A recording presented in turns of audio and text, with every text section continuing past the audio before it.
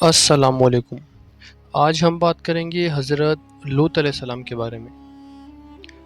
حضرت لوط علیہ السلام کا واقعہ صرف ایک کہانی نہیں ہے، بلکہ یہ عبرت کا سمندر ہے۔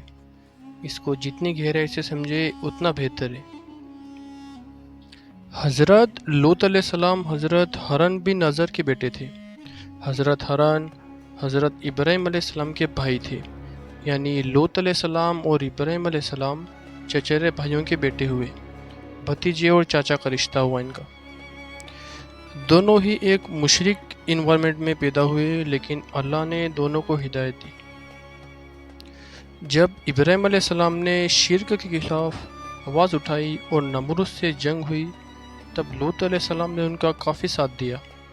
حضرت ابراہیم علیہ السلام نے ہجرت کی، لوط علیہ السلام ان کے ساتھ چلے گئے۔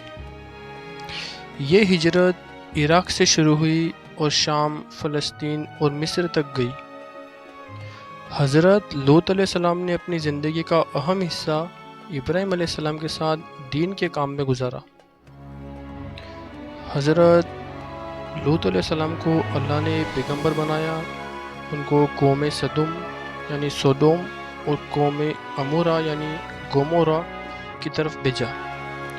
یہ قومیں زمین کے بہترین حصوں میں بسی تھی، امیر اور ترقی یافتہ تھی۔ بے حیائی، لوٹ مار، ظلم ان کا شغلہ تھا۔ سب سے پہلے دنیا میں مردوں کا مردوں سے عمل اسی قوم نے کیا۔ لوط علیہ السلام نے انہیں برسوں تک سمجھایا اور ان کو ثبوت، نصیحت، اخلاق سے دعوت دی۔ انہوں نے فرمایا، کیا تم دنیا کی سب سے بدتر فحش اعمال میں مبتلا ہو گئے ہو جو تم سے پہلے کسی کو نہ تھا؟ لوط علیہ السلام کے اہل ایمان کچھ ہی لوگ تھے، بہت کم لوگ تھے۔ ان کا گھر بھی پرانا تھا۔ لوط علیہ السلام کی بیوی بھی منافق تھی۔ ظاہر میں لوط علیہ السلام کے ساتھ تھی، لیکن دل سے اپنی پرانی قوم کے ساتھ تھی۔ جب لوط علیہ السلام کے ہاں مہمان آتے، وہ قوم کو خبر دے دیتی تھی۔ جب اللہ کا عذاب طے ہوا، 3 فرشتے انسانی صورت میں لوط علیہ السلام کے گھر آئے۔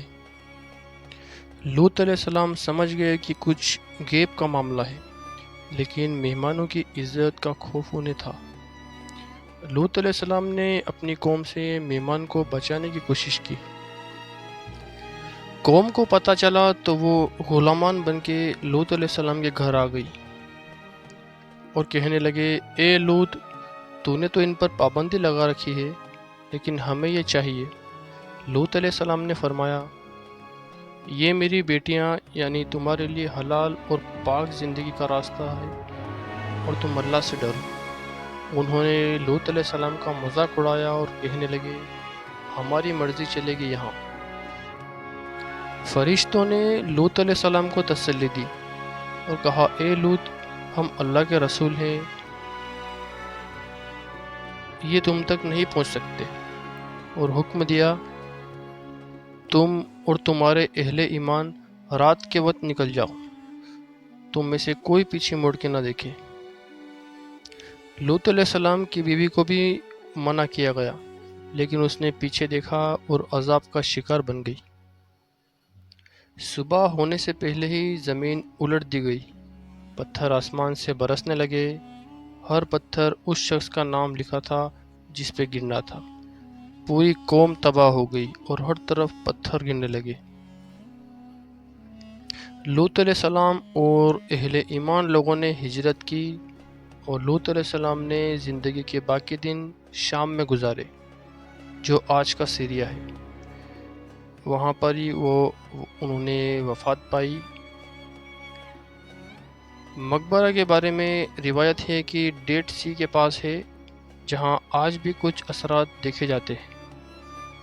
اس کہانی کا عبرت اور پیغام ہمیں آج بھی لینا چاہیے، جس سے فحاشی اور بے حیائی کا انجام کیا ہوتا ہے۔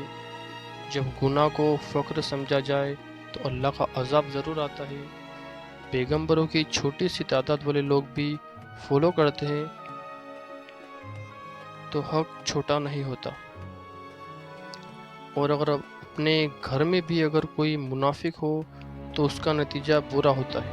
جسے لوط علیہ السلام کی بیوی، جو کہ ایک پیغمبر کی بیوی تھی، لیکن وہ بھی اپنے اچھے عقیدے نہ ہونے کے کارن عذاب کا نشانہ بن گئی. آج کے زمانے میں بھی پھر وہی چیزیں عام ہو رہی ہیں جو لوط علیہ السلام کی قوم کرتی تھی. لوگ فحاشی کو آزادی کے نام پہ بیچ رہے ہیں، لیکن حق کے راہ پہ چلنے والے کو لوط علیہ السلام کی مثال سے سیکھنا چاہیے. چاہے اکیلا ہو، صحیح ہو پر قائم رہے حق پر.